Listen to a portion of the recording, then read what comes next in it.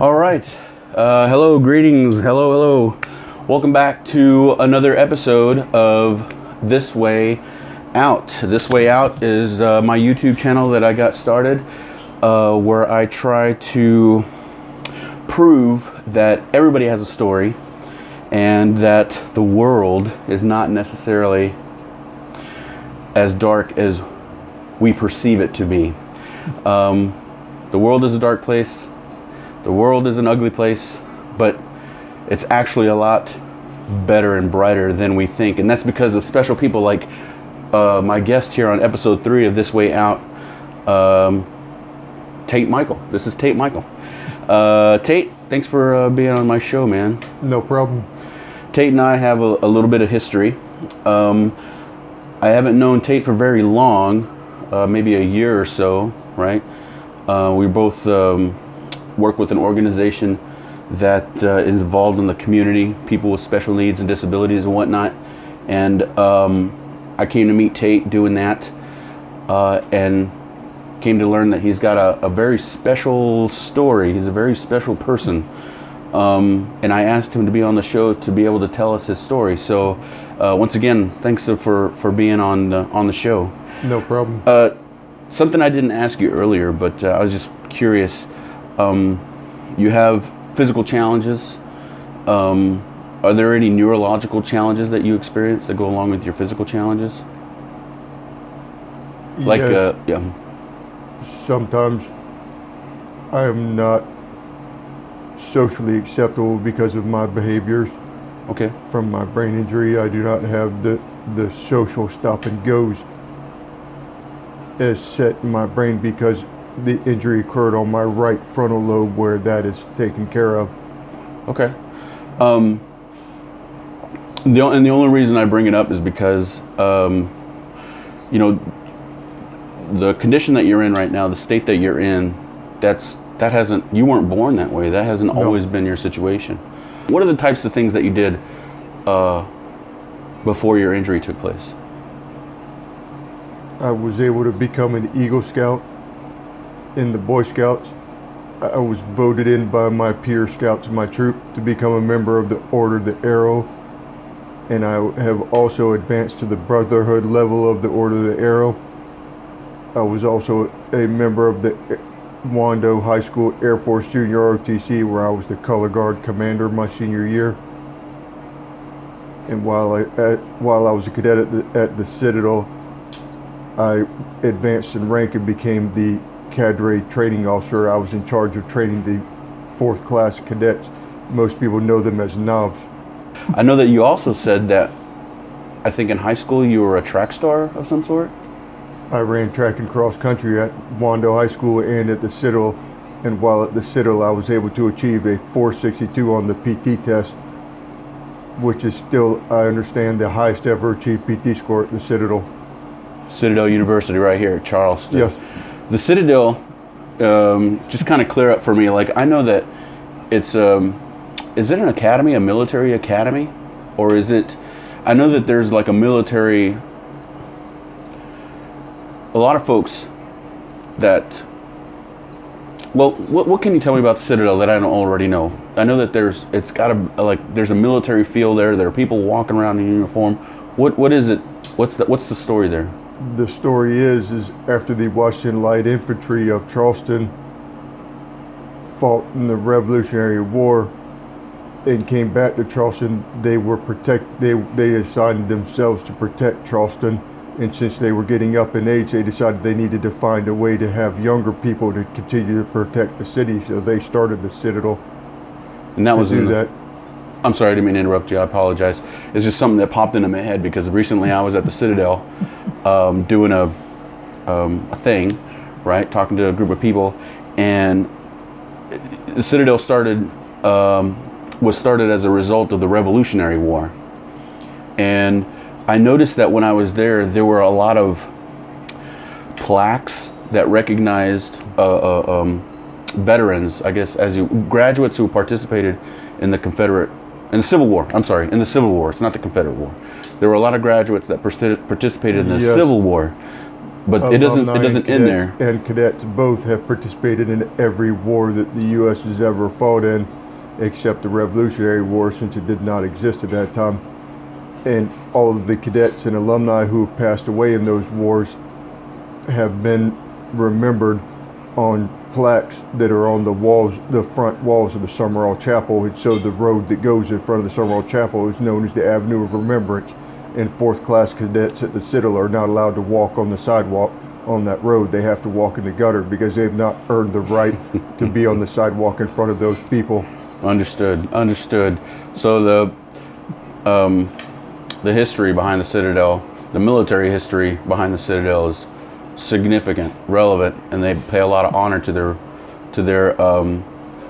its military connections, or its I'm not doing the description any justice, but obviously the Citadel puts out leaders, because that's, yes, and I would definitely consider you one of them. They want to produce and graduate business and military leaders to continue America's lineage throughout the world. So you're a Citadel alumni. I think we've pretty much made that clear. Tate Mikell, Citadel alumni. And then you also said that your PT score is like the best PT score still standing? Yes.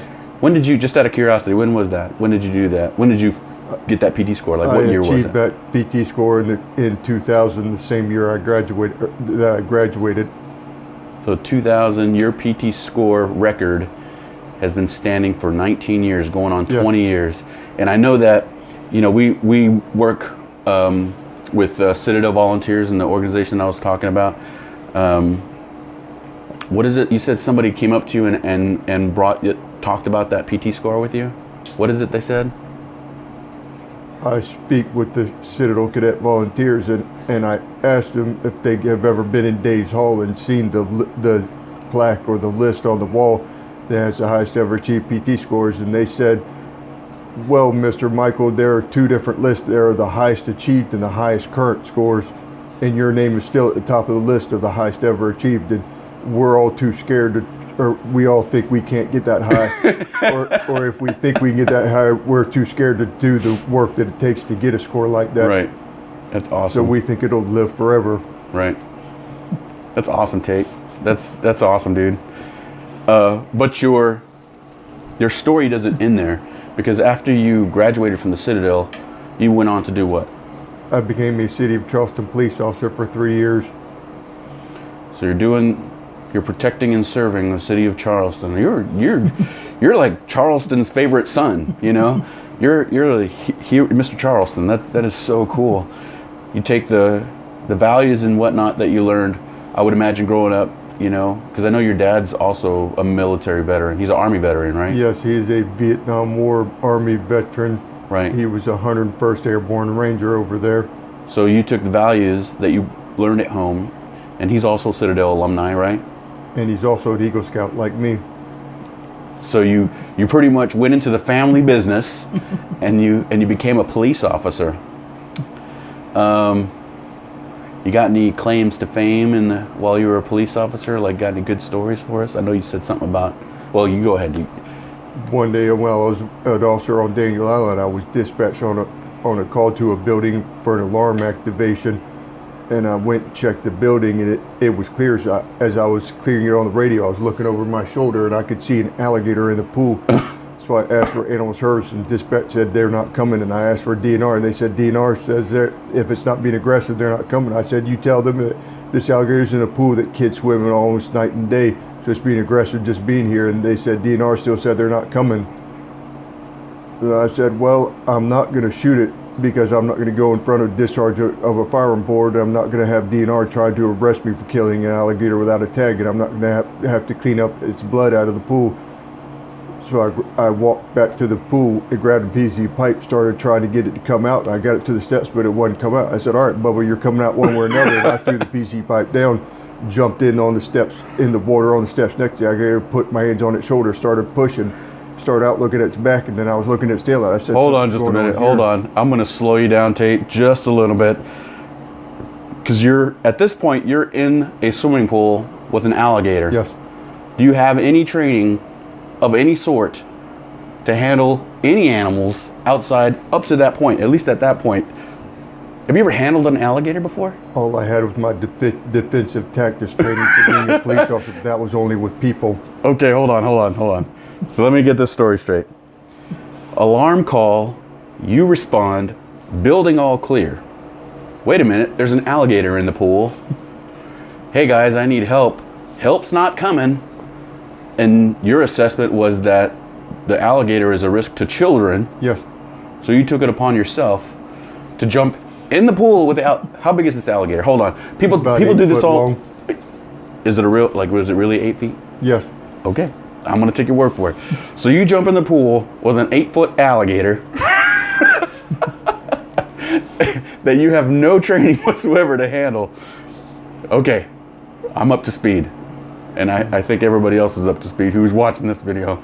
So you're in the pool with an 8-foot alligator. What happens next? I put my hands on its shoulders, started pushing. I started out looking at its back, and then I was looking at its tail. And I said, something's going on here. So I looked up on the sidewalk on the side of the pool, and it was up there. Turned around and looked at me and said to itself, that got me out of the water. I'm not getting back in it with it. And it took off running for the marsh. So I started walking out. My partner, who's the officer working with me, had pulled up, and she'd come in and had already pulled her pistol out. She was just going to go ahead and shoot it. Yeah. But you coaxed an alligator. Okay. Well, bravo, sir. Well done. They say there's a fine line between brave and stupid. You are apparently, I believe, we're toting that line. But congratulations. That's a good one. That's a good story. That's an excellent story. Almost a week to the day before my aneurysm ruptured, I did that. Okay, so that's an excellent segue. Thank you very much for helping me out. Up to this point, you're an Eagle Scout. You're a track star cross country, right? Citadel Alumni, achieved the highest PT score while at the Citadel, still standing. You're a police officer for Charleston. And then what happens? On one of my days off as a police officer, I decided to come to my parents' house and get the family dog, and I took her out to the Citadel Beach House and ran from there to Fort Moultrie and back, which I believe is about 15.5 miles. And then I brought her back home. I was eating lunch with my parents, started getting dazed and confused, and I said to myself, something's wrong. So I left the dog at the house, got to my cruiser and drove to my own house. And when I got there, I decided to start cleaning my house. And I was vacuuming at the time. It was on the 2nd floor, and I started getting a headache. And I said to myself, yep, something definitely wrong. So I dropped the vacuum cleaner, ran downstairs, got my cell phone, dialed 911. And I'm pretty sure I passed out while I was talking to the operator, because I just remember hearing a thud, and I woke up and looked at my door. It was embedded in my wall, and the cop was in the doorway. And I was real mad that the cop had kicked my door in, and then the EMTs came in over his shoulder. I said, wait a minute, I'm a cop too, and I'd kick a door in to help somebody else out. That's what he did for me, so I'm going to give him this one. Yeah. The EMTs told me to go for a hospital. They did some scans and said, you've got a really nasty aneurysm on your brain, and we think you'd feel better at MLC. So I said, okay, let's go. And they put me back on the ambulance, and I understand my aneurysm ruptured on the ambulance. And I remember hearing them tell the doctors at the ER at MLC they had to bring me back to life 4 times before they got me to the hospital. They had to revive you? Yes. 4 times at MUSC hospital. Okay. In the ambulance. In the ambulance. Okay. Yes. All right. So you suffered this aneurysm. You got rescued out of your house, pretty much. Take you to one hospital. That hospital transfers you to another hospital, and that's where your aneurysm ruptures, and they have to revive you 4 times. What next? The doctor did 5 surgeries on my brain, giving me a craniotomy, getting the skull out of the way to give and also did a partial frontal lobe lobotomy to give my brain place to swell and expand and not put too much pressure on itself. After all the surgeries, I was leaving MUSC to go to Health South, and he came up in front of my parents and I and said, I can almost guarantee you he'll never get out of a wheelchair again. Yeah, there you are. There's the proof. Proved him wrong. Yeah, I know that whenever we're when we're together. Sometimes you're in a wheelchair, but most of the time you are not. So congratulations, buddy. Congratulations. How long did it, like, how much work was involved to get you from your, like, when you came out of your aneurysm, I mean, like, what was your condition? Like, were you able to, was there a lot of work to get you from there to here, or, I mean, how were you? I was in a manual wheelchair while I was at Health South, and they did a lot of work with me, but never really got me out of it. But after I'd gotten out of Health South, I joined the Brain Injury Association of South Carolina. And at the second state conference I went to, they taught me about therapeutic horseback riding. And I told my mom I wanted to start doing that. And I started going out there. And the first time I ever went, they rolled me in my manual chair up to on top of the mounting block, and 2 men physically picked me up out of the chair and put me on the first horse I'd ever ridden, even as an Eagle Scout. What was the name of that therapy again? The horseback riding? Horseback riding. Therapeutic horseback riding. And I went to Rain and Shine in Allendale, South Carolina. And what happened was they moved me to that first horse's girlfriend, and she decided she didn't like the manual chair, so she got to work with my leg strength and core strength and got me up and walking with the cane, so she didn't have to deal with it anymore. Wait a minute. So you're walking alongside the horse? No, I was riding on the horse, and I'm sorry. Okay. She got me working with turning to tell her which way I wanted her to turn and things. Wow, so it built my core strength and my leg strength so that I could start walking again. Excellent. What other stuff do you do to help you in your physical therapy? I'm a Special Olympics swimmer, and I weightlift, which I'm planning on switching from swimming to Special Olympic powerlifting next year. Okay. So you're involved in the Special Olympics too? Yes. Okay. Special Olympics swimmer. How long have you been doing that? This year is year 8 for me. So 2 years after. Oh, I'm sorry. We didn't say like when your aneurysm actually took place. It took place in 2005. June 13th of 2005. June 13th, 2005. And then what is it you said? 8 years. 8 years. I've been swimming for 8 years. Right. After going to the Vocational Rehabilitation Evaluation Center in Columbia, while I was there, one of the PTs got me in the pool a few times and had me swimming, and she said, you know what'll help you a lot is when you go back home, you keep your swimming going. And I was going to the Jones Center pool and just swimming while they were doing aquatic therapy classes. And the Special Olympic coach came by to the end of the lane one day and stopped me from swimming and said, please tell me you'd be willing to swim Special Olympics for me. And I started. That's where it all began. In 2014, I went to the Nationals in New Jersey and won 3 gold medals in swimming. I had no idea, Tate. I'm talking to a gold medalist? That's pretty cool, dude. All 3 of them are sitting right over there. I'm going to take pictures of those if that's okay. And I'm going to share them on our Instagram. But that's amazing. That is amazing. And I mean, Eagle Scout, Citadel, police officer, brain aneurysm, Special Olympics gold medalist. Okay, is there anything else? What else do you do now? I know that you're involved with several organizations in the community. I am a member of the German Friendly Society of Charleston. It was started by Michael Cal Tyson, a German Fusilier of Charleston, on January 15th of 1766, and has never missed a meeting for any reason since then until now. I'm also a member of the Deutsche Wunderlicher Bund, which is a society that was started by German businessmen to help German immigrants who wanted to start their businesses in America, as well as the Charleston Metro Lodge Number 3 FOP Lodge of Charleston, which is the Fraternal Order of Police. Excellent. That's amazing. And then not to mention you're a board member for our guys. Yeah. And prior to being a board member for y'all, I was a board member for the Charleston County Disabilities and Special Needs Board. So I'm just gonna say I didn't feel comfortable because we're both board members, you know, and this is my show, but the Charleston Miracle League, that's our thing. And I know that's kind of a big part of that's also been very therapeutic for you in a lot of ways, because not only do you deal with your physical disabilities and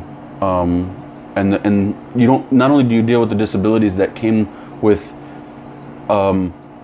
experiencing the ruptured aneurysm, but as a result of being a police officer, you now deal with what exactly? I was diagnosed with PTSD by my neurological psychologist, and thankfully the therapy horses have been wonderful with helping me to be able to trust people and animals both again, since I found it difficult to do that after having been shot at, having knives put on me, almost being run over by vehicles, and having people come very close to me and fight me and things. Right. The horses being so big and so strong, doing what I asked them to do while riding, like doing turns, trotting, walking, stopping, going, and whatnot, helped me to start being able to trust again. And then coming out to the Miracle League and having the other players with disabilities trusting me to help them and to support them. I just had a thought. Playing in the Miracle League, pitching one day, and then you driving the ball straight back at me and almost taking my head off, which I didn't mind because I thought that was pretty cool, man. You hit a good ball. You hit a good ball. Let's see where we are. Where are we? Okay, so maybe a little bit of a difficult question, because we talked about your life before your aneurysm, what you've experienced, you know, the actual experience of the aneurysm, the kind of things that you're involved in. I'm curious, you live with your folks. Yes. Are there, as you've obviously accomplished all these goals, is there a chance that you could be independent again, or is that something that you're working towards, or is it not in the cards yet? It's going to keep going. All of my difficulties will be with me for the rest of my life till I die, and I have a lot of work to do to become more independent than I am now. But you've come a long way, buddy. You've come a long way, and I tell you what, I don't know how proud of yourself you are, but I'm super proud of you, and I'm like super proud to know you. Something that I want to share real quick, just a couple of other accomplishments that Tate hasn't mentioned yet. First of all, there's a big, it's a charity event, right? Cooper River Bridge Run? Yes. It's a charity event, and I'm not sure, well, it actually benefits quite a few charities, right? Yes. It brings in a bunch of people from all around the world to run the Ravenel Bridge here at Charleston, and it's a 10K, right? It's a 10K run, 6.2 miles. 6.2 miles, right? And there's actually you have another claim to fame. Yes. That's related to the Cooper River Bridge Run, 6.2 miles. What is that? You're the only person that something. I believe I'm the only person who has walked it, run it, and gone across in a wheelchair. All I can do is shake my head, because for me personally, I mean, I am a bit ashamed to admit this, but after a career in the military, I never got good at running. I was never good at it. Never my thing. So something like the Cooper River Bridge Run intimidates me. But here I am talking to you now, someone who has run it, someone who has walked it, and someone who has been across it in a wheelchair. 6.2 miles. That's amazing. It's amazing. And I really feel, I feel blessed just to be here. You know what I mean? Talking to you, because this is exactly the kind of things that I want to bring to light, that there are amazing people all around us. It's just a matter of talking to them.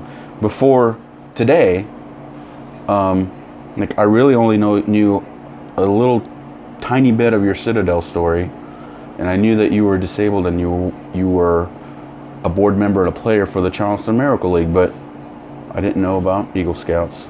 I didn't know you wrestled an alligator, pretty much. You know, people might disagree. He didn't wrestle no alligator. You know what? I didn't get in a pool with no alligator. You're closer to wrestling it. I would have done that. I probably would have just left the alligator, put up a sign or something. Don't go in the pool. Double check the pool before. But it's a pool that kids could get into. So I remember that. Yeah, you said that was a risk. The key to remember, if you're thinking your life is bad, comes from the prayer of the Citadel that I remember from having been a nub at the Citadel and having to be able to spit it out at any upper class requesting it. Okay, so Part of it says, stand forever, yielding never to our tyrant's hell. and that's been your mantra this whole time. Yes. Because I was just about to ask you that next. You know, before we conclude this interview.